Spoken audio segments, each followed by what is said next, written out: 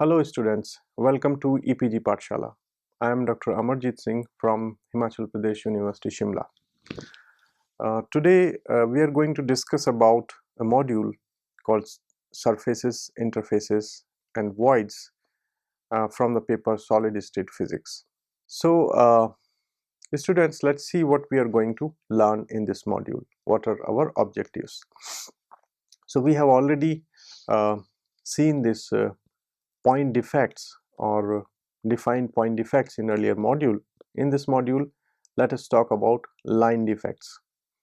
Let us talk about 2D defects, just like surfaces and interfaces, and interfaces between two crystals, grain boundaries and tilting of the grain boundaries, interfaces within crystals, and also 3D defects just like volume defects, and most importantly how to characterize these defects using electron microscopy. So we will tell little about these two techniques. So electron microscopy uh, will be used for a small length scale objects, and when I say characterization, it means we want to find out the size, the shape, all these things about the defects. Now let us say what do you mean by a line defects?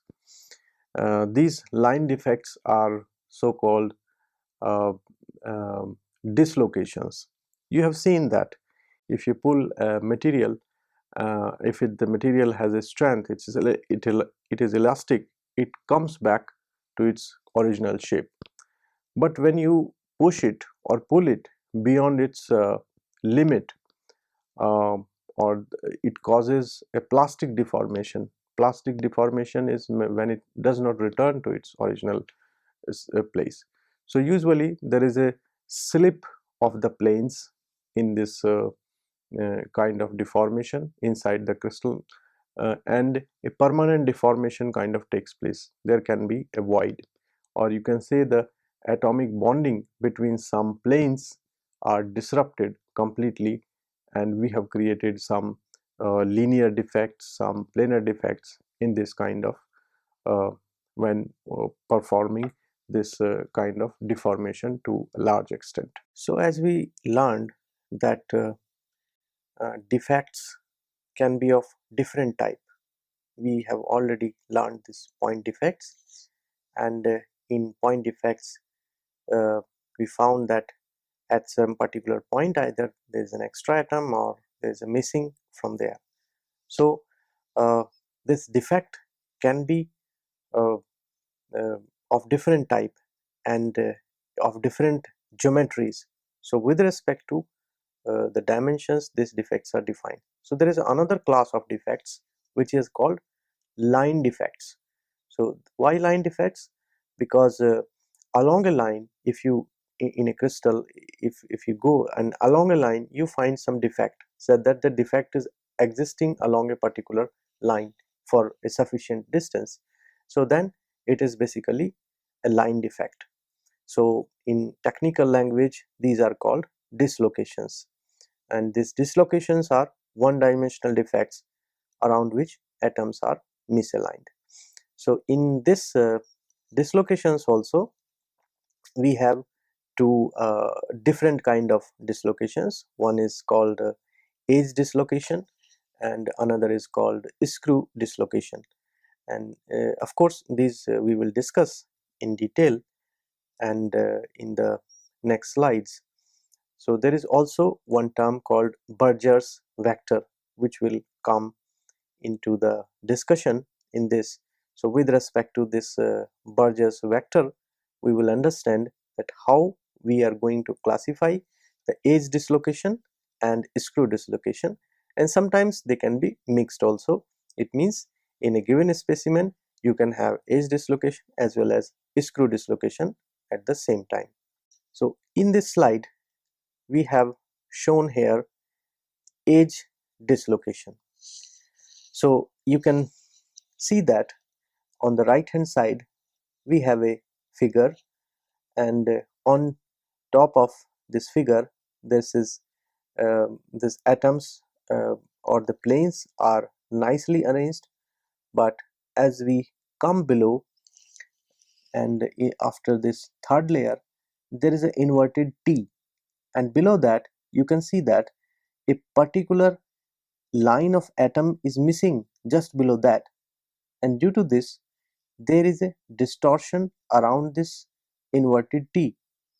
And now you can see that below this T there should have been an entire line, so that this crystal would have been complete, and there should not have been any plane missing from there. So you can see the entire row is missing. So along this line there is a defect. So that is why we call is line defect. And this kind of missing of a plane along a line is what is defined as edge dislocation. So in this slide we show you another type of line defect, that is screw dislocation.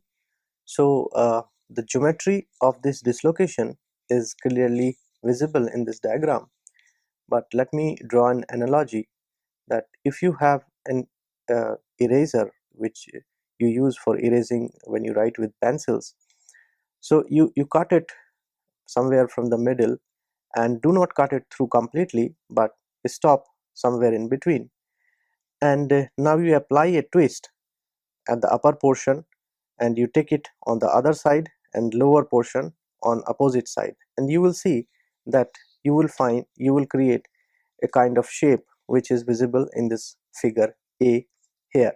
So it is as if near the point from where this cut ends you rotate the entire structure above and below.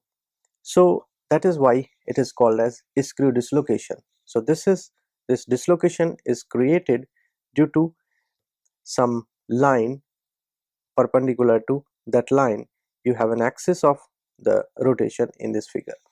Now this will be more clear in terms of Burgers vector, which I am going to talk in next slide.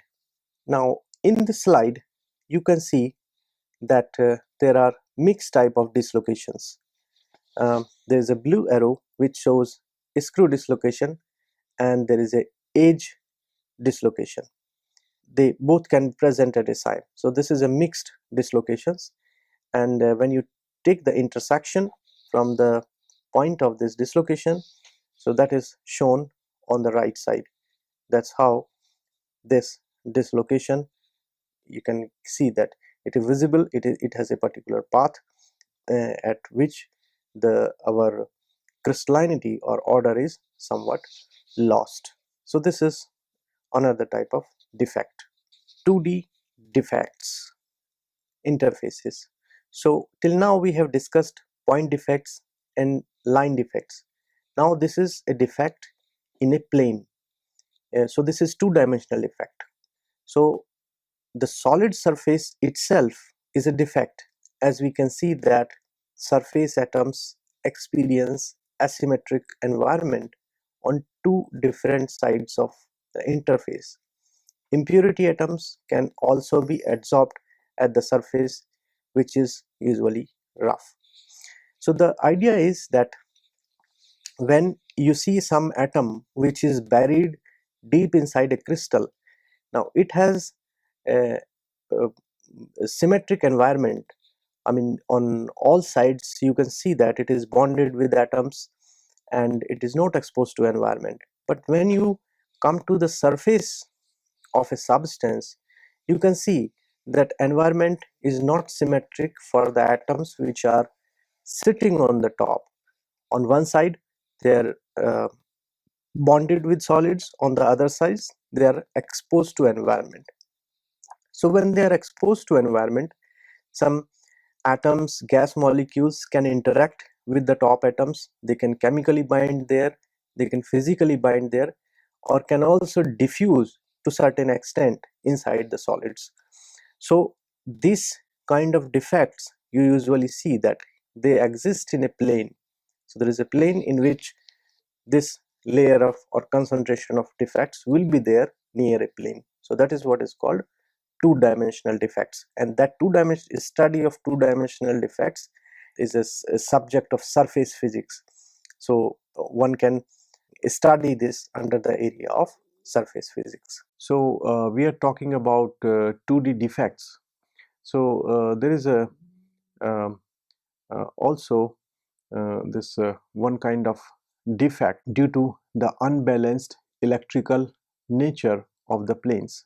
The interfacial tension of a surface in ionic solid is strongly affected by the distribution of electric charge. As you can see in this figure, this is a figure of sodium chloride showing an electrical neutrality in certain planes, and in another plane it is not electrically neutral.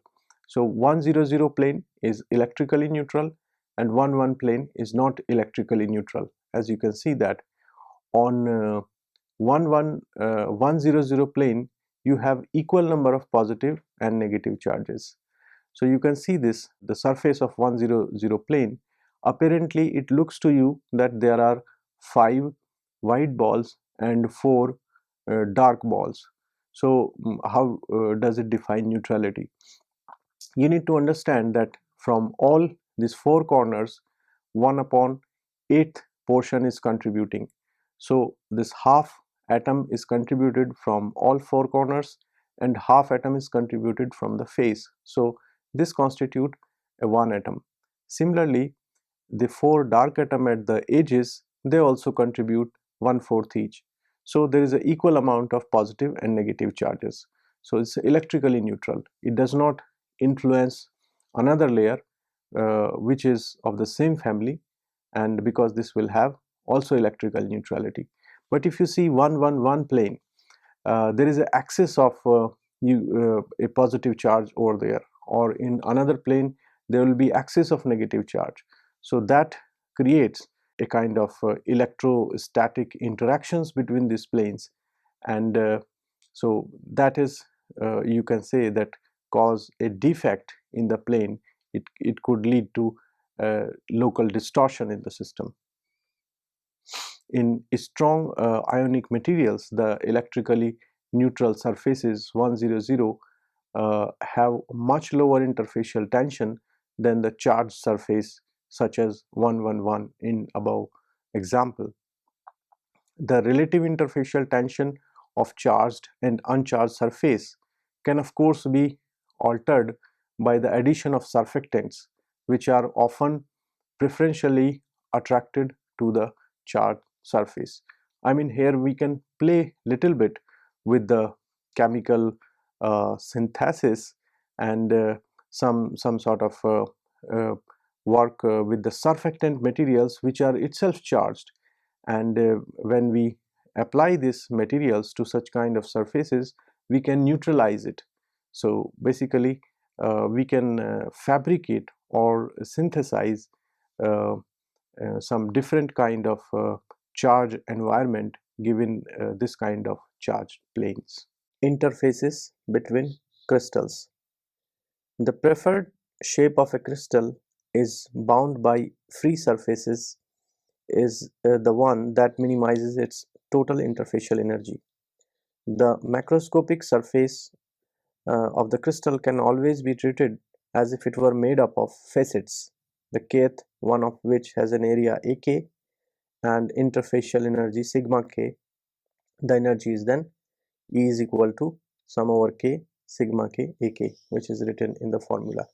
So you can see the diagram on the slide on top, which uh, which is an entire solid, and it is basically a collection of pieces. You can see that because this is a three-dimensional system, and on just because we are drawing it on a slide we cannot see all 3 dimensions, but you can see that each of the the portion of this is attached to nearby portion, and there is a boundary in between the grain. So these are crystalline grains, and this is usually the samples or crystalline substance we get in laboratory where their nature is polycrystalline. Entire system is hardly single crystal, or if it is not made so with some special purpose. Usually you get polycrystalline materials. So you can understand that when you cross a boundary between one grain to another grain, there is a symmetry breaking in terms of translation, and in between the boundary some of the area is disordered, and that disorderness uh, goes along a plane. So this is another kind of plane defects between the grain, because they have facets and one facet is attached to another facet. So this is called interfacial defects, and those exists in polycrystalline samples. Grain boundaries and tilt. A tilt is a vertical array of parallel edge dislocations. When a tilt boundary is introduced into a single crystal, it creates misorientation by a tilt angle theta between the volumes of crystal on either side. If the dislocations in the boundary have Burgers vector b and are separated by a vertical distance d, then the tilt angle theta is given by the formula theta is equal to tan inverse b upon d. So as you can see, the same on the left hand side in the figure, that there are two kinds of grains with the parallel lines. These are the crystalline planes and they are tilted with each other, and there is an inverted kind of T. So these are dislocation lines perpendicular to the plane, and the separation between these T is D in the formula. So idea is that we can uh, determine this tilt between the plane boundaries using diffraction method. We can also um, use direct microscopic methods and electron microscopy, and we can then calculate Burgers vector using this given formula, or if we know the Burgers vector, we can calculate theta. So on the left hand side bottom, you see a figure, there is a dotted line in between two phase. So this dotted line shows that there is a plane, and this plane is perpendicular to this board and screen. So this is one kind of plane dislocation we know. Interfaces within crystals or stacking faults. You can see there is another type of defects which can occur in crystal. The simplest example of stacking faults are found in closed pack structures using the notation introduced in the previous chapter. A stacking of close packed plane in the order ABC ABC generates the FCC structure. A stacking fault occurs whenever this pattern is broken. For example, in a crystal with the local stacking sequence ABC, BA, BC, the extra B plane in the middle constitutes a stacking fault. This can be extra B plane, or there can be a missing plane, and as you can see that in the diagram, it is shown in three different colors, A, B, C, and then A, B, and you can see that the C type, there is some extra point, some extra line has been introduced on left hand side. So this has created a kind of a stacking fault with respect to uh, on the other side. So you can see that we have here dots which are repeating one after the another, and on the other side that repetition is missing because of this stacking fault. 3D or volume defects. So let us also mention this 3D and volume defects. So these are pores, cracks, and foreign inclusions. So pore can greatly affect optical, thermal, mechanical properties. So pore is basically, it's not missing of one or two atoms. It's a, let's say some large number of atoms are missing from some place. So that creates a void. So it's a three-dimensional defect. It is different from point defect. In point defect, maybe one or two atoms are missing. And then cracks, and as you can see in the diagram, so that is a three-dimensional defect because it goes along all three dimensions. And foreign inclusions, means some extra material in the pore or cracks is filled from somewhere at a length scale quite large. So that also is a sort of three-dimensional defects in the system, and this affects the property of the material, and at large length scale, this occurs at the large length scale, so it will have its own consequences. So students, let us summarize what we have learned in this module. So we have learned line defects. There are two kinds of line defects. One is edge dislocation and another is screw dislocation, and we can identify them with respect to the Burgers vector. And another type of defects are surfaces and interfaces of crystalline material act as a 2D defects. So surface itself is a defect, interface itself is a defect, uh, and foreign atoms adsorb at the surfaces leads to additional defects. If you have a surface and you have some chemical adsorption or physical adsorption of these atoms on the surface, so that is another kind of defect. Since the materials are usually polycrystalline, the boundary between the crystals are called grain boundaries, and we can understand that these grain boundaries have amorphous character because the order is lost in this particular region.